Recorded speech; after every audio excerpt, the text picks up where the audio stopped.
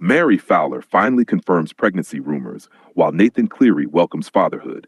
Can a single heartbeat, too small yet to be seen, echo louder than the roar of a grand final crowd and rewrite the futures of two champions who once chased glory across separate fields?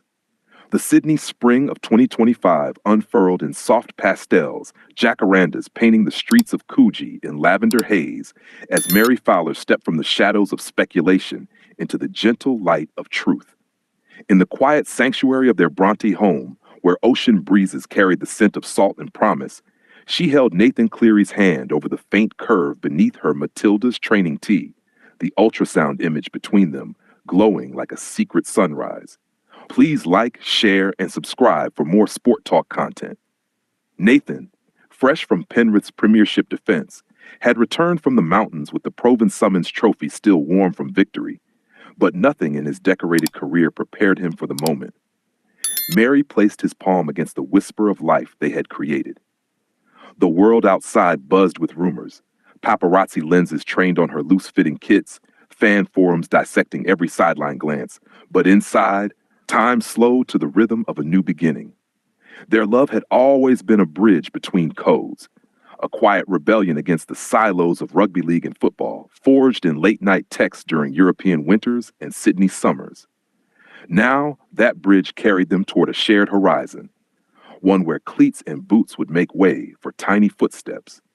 The turning point arrived on a sun-dappled balcony overlooking the Pacific, the same spot where Nathan had proposed months earlier beneath a canopy of stars.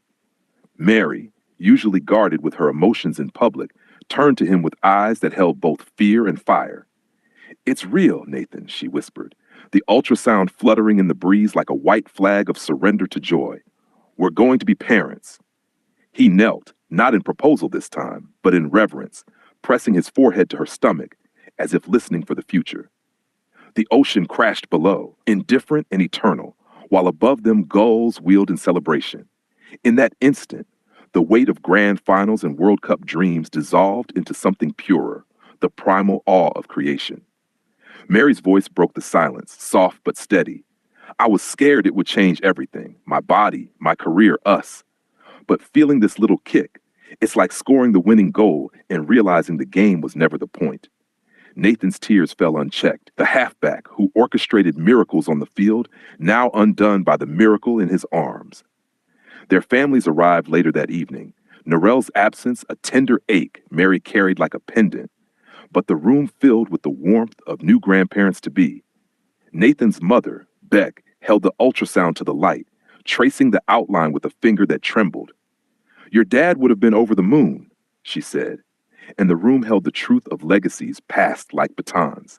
The confirmation came not through press releases, but through Mary's Instagram, a single post at golden hour. Her silhouette against the sea, Nathan's hand cradling the barely there bump, captioned simply, "Our next chapter begins." The image, raw and radiant, spread like wildfire across sporting networks, shattering the barrier between private joy and public life. Social media became a tapestry of celebration. Matilda's teammates posting baby booties in green and gold, Panthers players sharing clips of Nathan's softer side in the locker room. Fathers from both codes recounting their own transitions from field to family. Cleary-Fowler baby trended alongside throwbacks of Mary's World Cup heroics and Nathan's clutch plays, as if the internet itself understood the poetry of their timing. In Manchester, City's training ground paused as teammates surrounded Mary via video call, their cheers echoing across continents. Sam Kerr, ever the captain, declared, "The kids already got the best left foot in the family," while Tony Gustafson promised a customized onesie with the number 10. The football world, often clinical in its professionalism, softened into something maternal. Back in Australia, the NRL community responded with equal heart.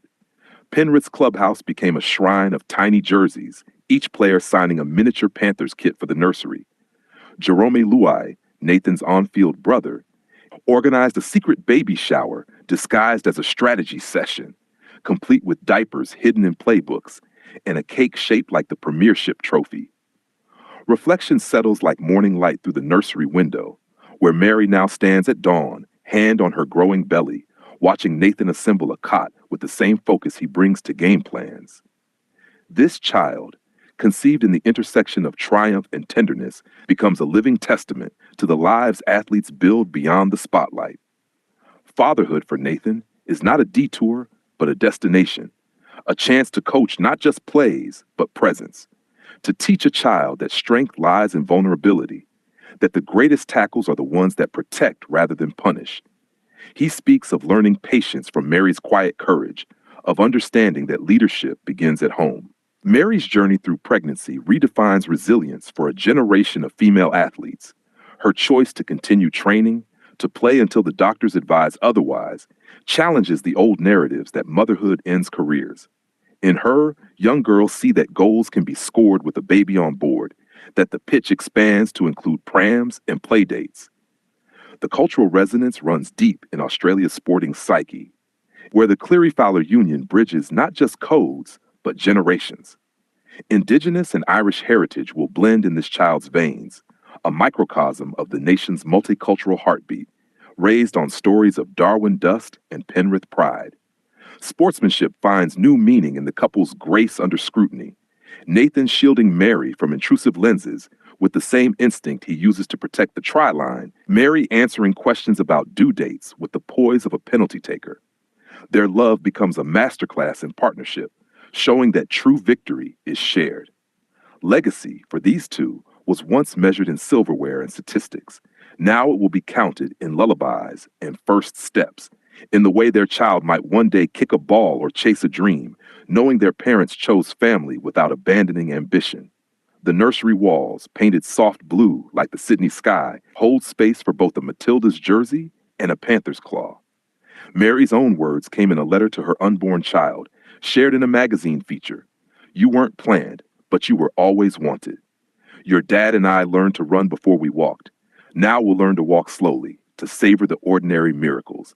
You'll grow up knowing that love isn't a highlight reel. It's the quiet in-between." Nathan, in a podcast recorded on the balcony where it all began, reflected with rare openness. "I thought fatherhood would feel like pressure. Instead, it feels like purpose. Every time I feel the baby move, I remember why I play, not for the crowd, but for the chance to come home to this. Mary's given me more than a child. She's given me perspective." In a joint interview as the bump became impossible to hide, Mary added, "People keep asking if I'm scared of losing my edge. The truth? This is the sharpest I've ever felt. Every tackle I'll make from now on is for 3 hearts, not 1. Motherhood isn't the end of my story. It's the plot twist that makes it epic." At a Penrith training session turned baby celebration, Nathan addressed his teammates with the ultrasound taped to his locker. "Lads, I've won